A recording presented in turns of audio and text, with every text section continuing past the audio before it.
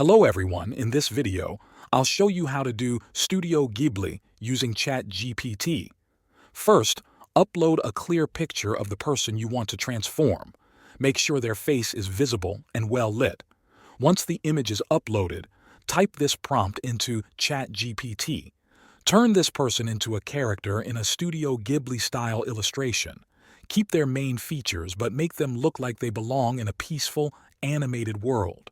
Style should be soft, dreamy, and magical, with warm lighting and gentle colors.